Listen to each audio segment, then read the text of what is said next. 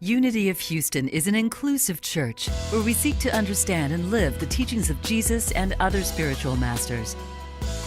At Unity, we welcome all people from all spiritual paths and every walk of life.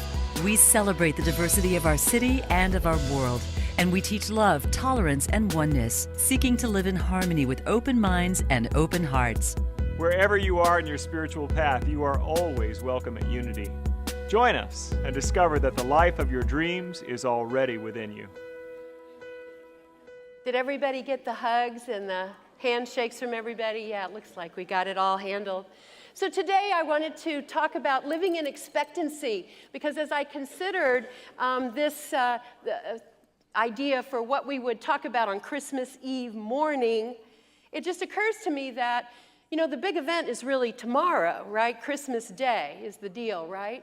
But as I said at the outset, there's so many changes in our schedules with family and friends that sometimes we have to celebrate in increments throughout the season, right? And some of you may have already opened some gifts and still some to give, and maybe none of it until after, maybe some of it in the new year even. I remember Christmases that I had to celebrate in the new year because of schedule conflicts.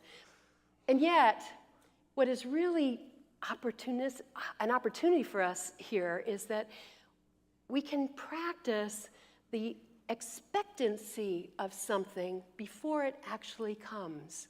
We can actually live in a cradle of expectancy and anticipation and excitement. Sometimes there's a little bit of fear in there. Sometimes there's a little bit of frustration or struggle. But often there's this sense of being really alert and really awake and really present. Because this is not an ordinary day either. And it's an opportunity for us to recognize what is really wanting to be birthed in us. What is really possible for this next moment? What does it mean to be so close to what we've expected and yet still be standing on the outside of it, right? What is it going to be? And almost afraid to have expectations. Some of us minimize our expectations, don't we? We kind of, oh, well, it's not going to be so great. It's not going to be so great. Because we don't want to be disappointed, because Lord knows that's the worst thing that could possibly happen to us, is to have our expectations not met, right?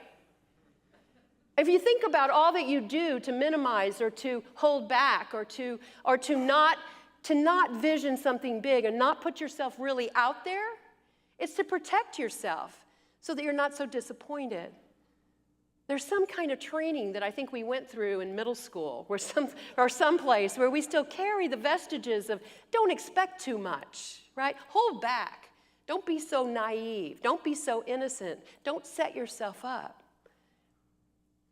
And yet, children at this time of year are really poised with big, huge expectations, aren't they? A great model for us to consider, what is it like to be so close to something but not quite there yet? If any of you have been on a difficult journey or taken, done some hard work over a long period of time to reach a goal, you know that it's that last little stretch that is actually the hardest part of the journey at times, isn't it? You can see the goal, your countdown, it's almost time, but it's not here yet. And so still, you carry the load. Still, you walk with it. Still, you're working. It's guaranteed, maybe just out of reach, almost here, but not quite. We know what that feels like, and yet that's the time where perseverance is really called out of us all, to reach the goal, to cross the finish line, to do the next right thing. Dr. Rachel Naomi Reman talks about a time with her mother, and talks about that same idea of what happens when you've been anticipating something and you're almost there. She says, 2 days before my mother's 80th birthday, I asked her how she wanted to spend the day. I want to climb to the top of the Statue of Liberty, she told me. Isn't there an elevator? I asked. My mother looked at me. I want to climb the stairs. She had lived in New York City for almost 80 years, but she had never had this experience. She clearly remembered her first view of the Liberty when she had sailed into New York Harbor from Russia. She'd been 5 years old then. Now, of course, though, she had a severe heart condition, and there were 342 steps to the top. But undaunted, I realized we could do it 3 or 4 steps at a time if we rested in between. We would take her nitroglycerin and simply allow to make the trip all day. When I proposed this to Mom, she was delighted. During the 6-hour ascent, I had many misgivings. How had I gotten into this crazy thing, climbing the Statue of Liberty with an 80-year-old woman who had severe heart disease? But it was her wish, and so we continued, a few steps at a time. She may have had angina, but she also had an iron will. I think half of New York must have passed us on those stairs that day. And finally, unbelievably, we were only 6 or 7 steps from the top. And as we stood there taking what must have been our 300th time out that day, my mother eyed the last few steps between her and her goal with some resentment. "Why," she said, "couldn't we have done these first?"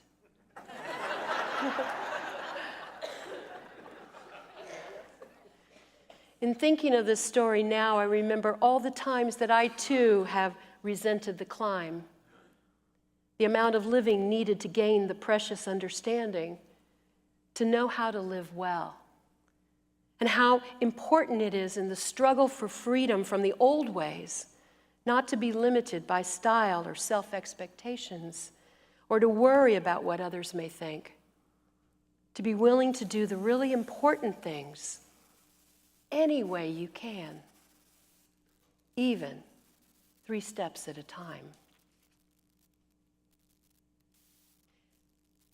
How can we remain open and present to what is actually happening, to what is present in the moment, to be focused yet on our goals, and to still be aware of the next step that we're taking? Avis Crow says in her prayer, "Help me to be less fearful of the measure of time and more fully alive in the time that simply is. Help me to live time, not just to simply use it, to breathe it in and return it in acts of love and presence." What if we were completely conscious and aware, like 360, 365 days of the year? What if we just kept reminding ourselves to wake up again and pay attention? What is right in front of me? What will I wish I had done or said tomorrow when I could do it right now? What is calling me? What is pulling me? What is mine to do? We can stay in the moment and discover the blessing that is already there. I call this talk Living in Expectancy because there is an expectant pregnancy in a way. You've heard Reverend Michael talking about that over the last few weeks, this pregnant thing. We've been using the Advent candle for the 4 Sundays leading up to today and talking about that trip of birthing something. But in fact, we are all in every moment full of something that is ready to be delivered to the world. And every opportunity poses a doorway or a channel or an opportunity for us to share from our truth, from our love, from our grace, from our deep beauty. What is ours to bring? It is a unique and individual path and a never-ending opportunity to live in a face of expectancy for something amazing to happen or to come through us. Being in this very moment kind of awareness, just like a child waiting for Santa. When I was growing up, Santa came to my house in a kind of expected, unexpected way. I grew up in San Antonio. We had a one-story home, and we did not have a fireplace. And it did bother me as I got older how it was Santa was getting into the house, right? And so I would ask my parents, how were we going, as we would be getting the gifts, and I would be hearing the stories about Santa coming down the chimney that we didn't have. And they said, oh, don't worry, Santa can get in some way. And so what became our tradition that I only after a few years looked at it retrospectively but didn't always recognize it going into it was this, that on Christmas Eve, my mother would pile all 5 of us kids into the car, and we would go around the blocks, around our neighborhood, looking at the Christmas lights and noticing the ooh and the ah and the big ones and the bright ones, and we like the blue ones, all blue better than the all red ones, and all of the comments we made about them while my father stayed at home. And invariably, as I think of it now, without fail, we'd get home and Santa had come while we were gone. It was amazing. And you know how I knew that it was really Santa had been there? Because everything was really cold, like it had been out on the sled. Not from the garage, no. But from the sled. And it smelled like fresh air in the house. It smelled like the doors and windows had been open, that Santa had come. And then my parents would name the unwrapped presents and say, I have a sister and I have 3 brothers. So naturally there would be girl toys and boy toys, but weren't really sure what belonged to who. And my parents would always expertly know exactly what went to whom. And so I would go and I would say, did Santa Claus tell you everything? And then somewhere in all the playing and opening up of presents, it suddenly dawned on me, my dad talked to Santa. That seems like a big deal. How come we never talk about that before? So I would break a trance from whatever excitement I was opening up, and I would go to my dad and say, Dad, you saw Santa. What was he like? And he'd just kind of brush it off, and then he would point to something. He'd try to give me some kind of distraction. He'd say, hey, I think there's something over there you didn't notice yet. And so, oh, really? And I would go dive for it. And it occurred to me that my father had a secret relationship with Santa that he wasn't going to talk about.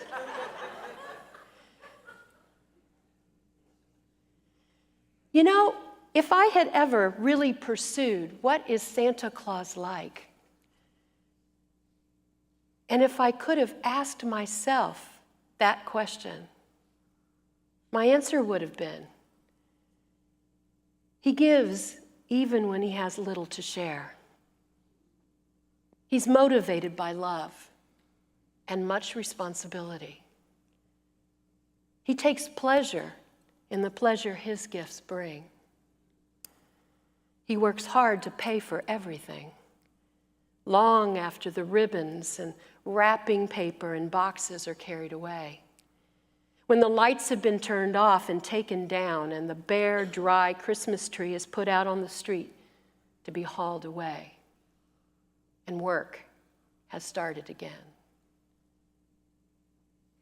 In the middle of the summer once, out in my backyard, I found something blowing in the grass, and it was sparkly, and I went and followed it and pulled it. It was one of the leftover icicles from Christmas tree.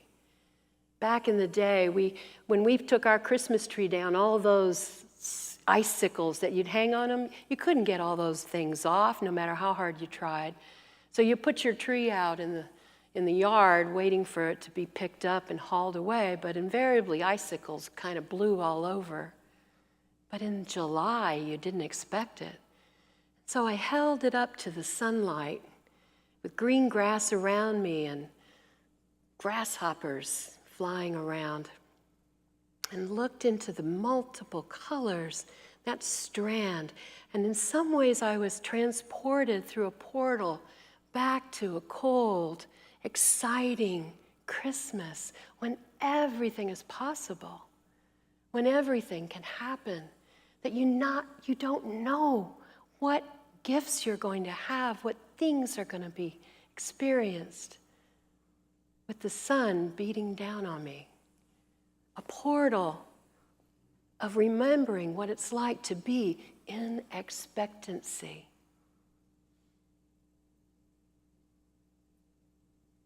Years ago, F.W. Borum, an author and Baptist minister, wrote a very thought-provoking piece.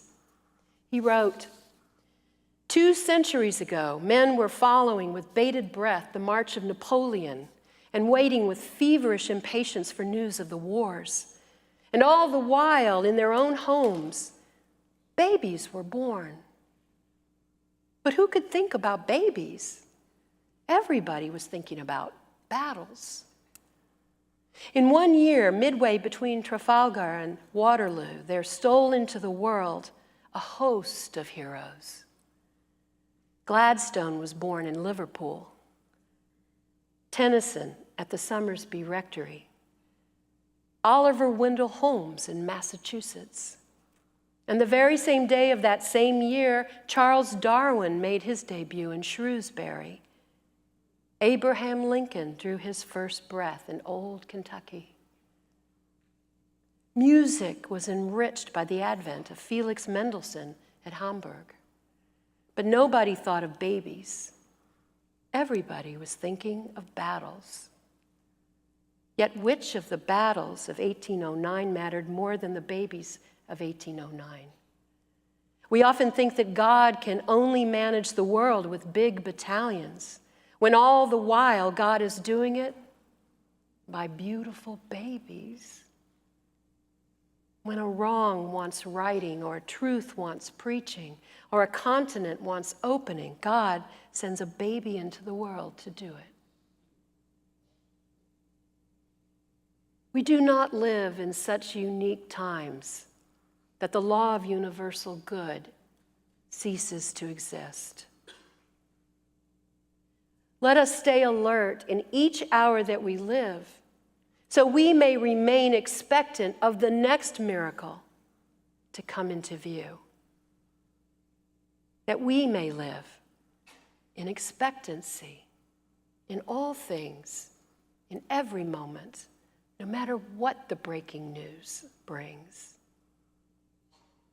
Mary Jean Irion said, "Normal day, let me be aware of the treasure you are. Let me learn from you, love you, bless you before you depart. Let me not pass you by in the quest of some rare and perfect tomorrow." May that be all our prayer, that this season not go without remembering what it feels to be truly awake, to be present, to cross the finish line, to meet the goal, to open the gift, to know what today will actually bring as it brings it. Merry Christmas. 365 days this year. God bless you all. Thank you for watching this message today. I'd like to invite you to join us in person here on campus at Unity of Houston for Sunday morning or Wednesday evening services. If you can't be with us here on our campus, you can still join us live on Facebook or on our website, unityhouston.org, Sunday mornings at 11 a.m. Central.